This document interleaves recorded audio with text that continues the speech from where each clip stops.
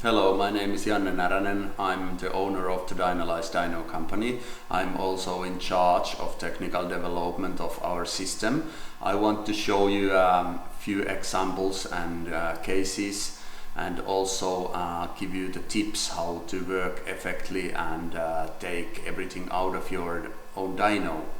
So today we speak about this sweep, how it affects and what it basically do. I have done 2 pulls with same car to show you the difference between 300 rpm and 700 rpm per second. So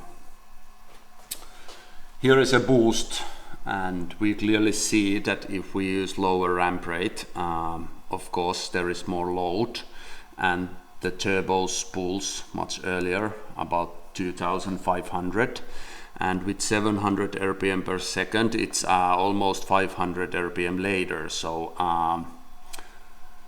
if you use lower ramp rate, it will give more load, and turbo spools much harder, and the rest of the pull is basically the same because the load is what the engine is capable of doing, and we clearly see that the boost is identical, the power and torque is identical. So only difference is this, when the turbo starts spooling, and with the less load we get less pressure, and of course then we have a less torque and power.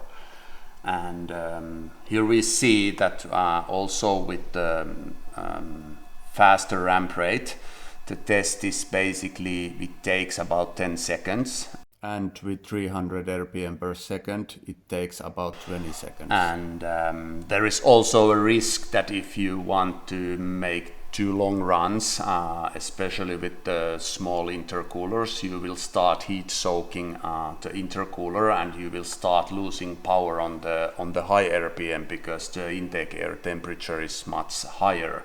So try to aim what you see on the road or track strip.